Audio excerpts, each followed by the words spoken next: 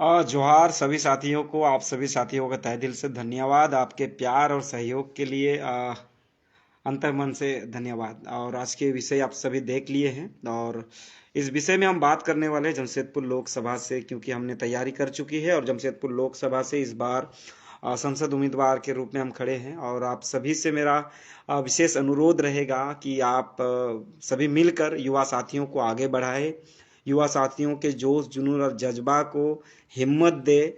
क्यों ना कहीं हम देखे हैं, समय बलवान होता है और समय में सही चीज़ करना इम्पोर्टेंट होता है। तो जितने भी जमशेदपुर के आम जनता है, आप सभी से मेरा अनुरोध है कि आप अधिक से अधिक वोट देने 25 मई को ज़रूर जाएं और अपने चहेते, अपने विचार से जुड़े हुए, अपने मन से, अपने अंतर मन से कैंडिडेट को देखें। काफ़ी सारे कैंडिडेट आपको मिलेंगे, अलग अलग विचारधाराएं कैंडिडेट मिलेंगे। आपको जो अच्छा लगे, आपके लिए जो धरातल पे काम करता हो या काम करने की जो इच्छाएं रखती हो, या आज से पहले उन्होंने जो काम किया है उन कामों को देखिए, आपके मांगों को जो पूरा करता है उनको देखिए, आपके विचारधाराओं से जिनकी मेल मिलाप होती है उनको देखिए। आपके पास इस बार काफ़ी अच्छा मौका है और इस बार बहुत सारे उम्मीदवार आपको मिलेंगे। तो आप सोच समझकर अपना बहुमूल्य वोट को दें, ताकि देश के लिए सही नीति नियम निर्माण हो सके, देश में बेरोजगारी ना बढ़े, देश में जिस तरह से पलायन हो रहा है ये ना हो। बहुत ही खराब स्थिति है हमारे स्वास्थ्य की बात करें, शिक्षा की बात करें। आज जिस गति से शिक्षा पर काम करना चाहिए, स्वास्थ्य पर काम करना चाहिए था, 10 साल में कहीं ना कहीं हम नीचे की ओर चले गए हैं। और स्पीड से हमें आगे बढ़ना चाहिए था। इस ग्लोबल कहते हैं ना, इस ये जो अभी वर्तमान का जो समय है ये बहुत ही बहुमूल्य समय है। सोशल मीडिया का ज़माना है। लोग आज वर्तमान समय में पूरे दुनिया के साथ फेर व्यापार कर रहे हैं, बिजनेस कर रहे हैं, दुनिया के लोगों के बीच में एक अच्छा संबंध बनाए हुए हैं सोशल मीडिया के माध्यम से। तो एक अच्छा पहल अगर सरकार करती है तो निश्चित ही आने वाले भविष्य जो उज्जवल होगा हमारे लोगों का, वो उज्जवल अंधेरे में ना चला जाए। तो इसीलिए ये आप लोगों को तय करना है। इस बार की लड़ाई आम जनता के साथ है, क्योंकि बीजेपी सत्ता में है। तो बीजेपी को अगर सत्ता में हम लेके आए हैं तो सत्ता से हम ही हटा सकते हैं, या किसी को भी हम सत्ता में जब लेके आते हैं, जनता आम जनता वोट दे के जब लाती है तो उससे बहुत सारा आशा और उम्मीद जुड़ी रहती है। उन आशा और उम्मीद को वो पूरा करता है नहीं करता है, वो 5 साल में हम देखते हैं, फिर उनको वोट देते हैं। ना कि कोई भारत देश गुलामी वाला देश नहीं है। भारत एक स्वतंत्र देश है। यहाँ के लोग स्वतंत्र है, विचार स्वतंत्र विचार है। जो लोग ये देखते हैं, जो लोग काम नहीं करते हैं, सत्ता में रह के काम नहीं करते, डेफिनेटली उसको हटाया जाता है। तो जमशेदपुर लोकसभा क्षेत्र बहुत ही बड़ा है। उसके साथ साथ लगभग 19 लाख के आसपास हमारा इस बार का मतदाता सूची बन चुकी है और शायद वो बहुत जल्दी प्रकाशित भी होगी। लगभग मैं कहता हूँ 19 लाख के आसपास है। 6 विधानसभाएं हैं, 11 ब्लॉक है, 1700 आसपास गांव है जहाँ पर लोग बसे हुए हैं। और शहर है, एक बड़ा शहर है, 2 विधानसभा हमारा शहर अंदर में है। उसके साथ साथ 231 पंचायतें हैं जहाँ पर मुखिया है, वार्ड मेंबर है, पंचायत समिति है, और उनके मांगों को भी हमेशा दरकिनार किया जाता है। मुखिया चुनाव तो यहाँ पर हो गया, लेकिन मुखियाओं को जो मानदेय है वो बहुत ही कम है। वार्ड मेंबर का जो मानदेय है, पंचायत समिति का वार्ड में मानदेय है, बहुत कम है। कम से कम मुखिया का 10,000 होना चाहिए, वार्ड मेंबरों का कम से कम 2,500 से 5,000 होना चाहिए, और पंचायत समिति सदस्यों का कम से कम 5,000 होना चाहिए, ताकि कोई भी समाज में काम करने के लिए खुद को प्रेरित कर सके। थोड़ा सा आर्थिक सहायता जरूरी है। तो सरकार को ऐसे नीति नियम बनाना चाहिए। खासतौर पर शेड्यूल एरिया में तो ये सब होना चाहिए, क्योंकि आदिवासी बहुल क्षेत्र है। आदिवासियों को अगर आप मेन स्ट्रीम के साथ जोड़ना चाहते हैं तो आपको काम करना पड़ेगा, उनके साथ उनके लिए काम करना पड़ेगा। तो अगर आप उनके लिए काम नहीं करोगे तो फिर आदिवासी लोग ऐसे ही पीछे हटते जाएंगे। उनकी जो शिक्षा, स्वास्थ्य, रोजगार की जो सुविधा है और पीछे चलते जाएंगे। तो इस सब बातों को ध्यान करते हुए इस बार लोकसभा का बहुत बड़ा बड़ा विषय तो नहीं है। मैं जिन विषयों पर लड़ रहा हूँ, ये शेड्यूल एरिया को सुव्यवस्थित करना है। यहाँ पर जो ग्राम सभाएं हैं उनको शक्तियाँ देना है, चिन्हित का, प्रमाणित का, सत्यापित का शक्ति ग्राम सभा को मिले, पूर्ण स्वशासन का अधिकार मिले। उसी तरह जो मुखियाएं हैं उनको आर्थिक आज़ादी दे। जो 29 विभाग उनको दिया गया है, उन विभाग के साथ उनको समन्वय बैठक किया जाना चाहिए, ना कि ब्लॉक से या विभाग से डायरेक्ट कोई भी काम नहीं होना चाहिए। पंचायत में वो पैसा को ट्रांसफर करना चाहिए और पंचायत के माध्यम से वो काम होना चाहिए, ताकि मुखिया को जो जिम्मेदारी दिया गया, जो लोग उसको चुन के भेजे हैं, जिले परिषद को चुन के भेजे हैं, पंचायत समिति को चुन के भेजे हैं, तो उनका एक अपना रोल होना चाहिए, रिस्पॉन्सिबिलिटी होना चाहिए। सिर्फ और सिर्फ अब उनको कठपुतलियों की तरह नहीं रखना चाहिए। और जो ग्राम सभाएं हैं उनको भी आप संपूर्ण शक्ति दीजिए, क्योंकि ये देखा जा रहा है कि ग्राम सभाओं को आप संपूर्ण शक्ति नहीं देने के कारण से गलत लोग चिन्हित हो रहे हैं, लाभुक तक सही लाभ नहीं पहुंच पा रहा, अंतिम व्यक्ति तक। तो ये संसदीय प्रणाली का जिम्मेदारी होता है कि हर नीति नियम को सही करे और सुव्यवस्थित करे, क्योंकि गलत नीति नियम से देश का अहित हो सकता है, देश के लोगों का भला ना होने से उनके बीच में अशांतियां फैल सकती है। तो इन सब चीज़ों को अगर देखते हैं तो हमें अच्छे उम्मीदवार की जरूरत है, जो समझदार हो, पढ़े लिखा हो, सामाजिक अनुभव वाला हो और विचारधारा सही होना चाहिए, ना कि स्वार्थपूर्ण विचारधारा हो। ऐसे विचारधारा होना चाहिए जिससे आम जनता को लाभ पहुंचे। और मैं ये नहीं कह रहा हूं कि मैं बाकी लोगों से अच्छा हूं, हाँ इतना कह सकता हूं कि मैं खुद कुछ काम किया हूं, मैंने अपना योगदान लगातार दिया है समाज में। जब से मैंने होश संभाला है तब से मैंने समाज में लगातार काम किया हूं। मुझे लगता है 12 साल आसपास, अगर आज तक का माने तो लगभग 12 साल का अनुभव मेरे पास है सामाजिक रूप से, चाहे वो संथाल हो, मुंडा हो अब अदर कम्युनिटी हो, बहुत सारा ओबीसी समाज हो या एसटी के लोग हो, एससी के लोग हो, माइनॉरिटीज़ का बहुत ज़्यादा मेरे साथ जुड़ाव है। जनरल लोगों के साथ काफ़ी अच्छा मेरा जुड़ाव, माइनॉरिटीज़ के साथ थोड़ा मैं बहुत जुड़ नहीं पाया हूँ, उसके लिए मैं माफ़ी चाहता हूँ माइनॉरिटी समाज से। फिर भी मैं चाहता हूँ कि आप मुझे एक मौका तो दीजिए, हमको एक मौका तो दीजिए, डेफिनेटली आपके लिए कुछ अच्छा करेंगे।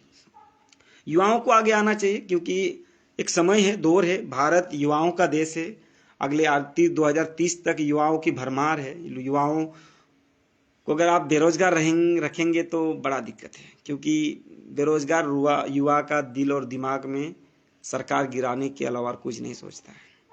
शायद युवाओं को रोजगार मिल जाता, नौकरी हो जाती, वैकेंसीज रहती, आप प्राइवेटाइजेशन नहीं करते हैं या कुछ ऐसा ऑप्शन निकालते हैं जिससे अधिक से अधिक युवा बेरोजगार से वंचित हो जाते हैं और उसको रोजगार मिलता। आप जमीन हड़पने की प्रयास ना करते, आप जंगल हड़पने के प्रयास ना करते। औद्योगिक का हम विरोध नहीं करते, औद्योगिकीकरण होना चाहिए, लेकिन जल जंगल जमीन को दोहन करके नहीं होना चाहिए। उसका सही एक रूपरेखा तैयार करना चाहिए, जगह देखना चाहिए, सुव्यवस्थित होना चाहिए।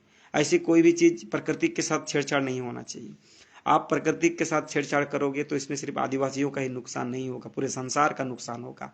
आप एक पेड़ काटिएगा तो भाई आपको 1000 पेड़ लगाना पड़ेगा, क्योंकि वो 1000 पेड़ में से मुझे लगता है 100 भी बचेंगे कि नहीं बचेंगे। जिस तरह का मौसम अभी है, जिस तरह का माहौल अभी बन गया है, वातावरण अनुकूलित नहीं है, तो इन सब का कहीं ना कहीं हम जिम्मेदार है।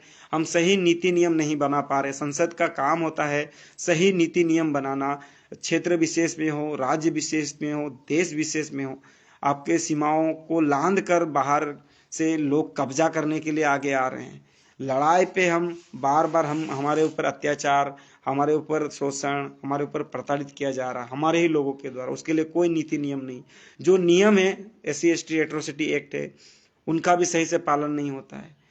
भागीदारिता में कहीं ना कहीं हम लोगों को छोड़ते जा रहे हैं। हमारा काम है देश के सभी लोगों को एक साथ आगे बढ़ाना, ना कि जो लोग छूट रहे हैं उसको छूटते जाना। तो कहीं ना कहीं दूसरी बात है जनगणना ना करना। ये सबसे बड़ा सरकार की मैं तो कहूँगी कमजोरी है, जो वर्तमान में भारत में केंद्र सरकार है और बीजेपी का इसमें सरकार है। तो बहुत बड़ा खमियां है ये। बहुत आप लोगों को भले समझने में नहीं आ रहा है, बहुत लोग नहीं समझ पा रहे जनगणना कितना महत्वपूर्ण है। भारत की अर्थव्यवस्था को अगर सही से हिसाब किताब करेंगे तो उसके लिए आपको जनगणना की जरूरत है। और अगर जनगणना ही नहीं हुआ तो आप भारत की अर्थव्यवस्था को कैसे नापोगे? हमारे पास पशुधन कितना है, हमारे पास संसाधन कितना, हमारे पास कच्चे मकान कितना है, हमारे पास पक्के मकान कितना है, हमारे पास किस घर में गाड़ी है, साइकिल से टीवी है, बहुत सारी चीज़ों का जनगणना होता है। एक जनगणना सिर्फ इंसान का ही नहीं होता है, जनगणना बहुत सारे विषय बिंदुओं पर होते हैं, जिससे जो कहीं ना कहीं हमने जो बीजेपी पर 10 साल में भरोसा किया वो नहीं कर पाया है। और मुझे लगता है जिस तरह से वो खरीद फरोख्त कर रहा है कैंडिडेट का, ये मुझे बहुत गलत लगता है। इस तरह नहीं होना चाहिए। आपको आपका केडर बेस आपको कैंडिडेट बनाना चाहिए, ना कि आप दूसरे पार्टी का कैंडिडेट को चुरा के लाएंगे। ये सब अच्छी राजनीति नहीं है। भारत में अच्छी राजनीति तब होगा जब आपका खुद का केडर आप खुद बनाएंगे और वो जीतेगा और वो काम करेगा। याद रखें दोस्तों, अगर आप चोरी चिट्ठा वाला काम करेंगे तो अच्छा काम नहीं होगा। तो आपने बीजेपी को देखा, बहुत सारे झारखंड में अगर हम बात करेंगे तो संथाल परगना से, ठीक है लोग शामिल होना चाहते हैं, अलग बात है, लेकिन कहीं ना कहीं लोग क्यों शामिल होना चाहते हैं? टिकट पाने के लिए। अब अगर उसको टिकट नहीं दीजिएगा शामिल होगा? नहीं शामिल होगा। तो कहीं ना कहीं झांसा दे रहे हैं आप, कहीं ना कहीं स्वार्थ है इंसान। तो ऐसे स्वार्थी को छोड़ दो भाई, आपको नया। तो इससे क्या हो जाएगा, जो कैंडिडेट लगातार पिछले 10 साल 15 साल से आपके लिए काम कर रहा है, वो क्या करेगा?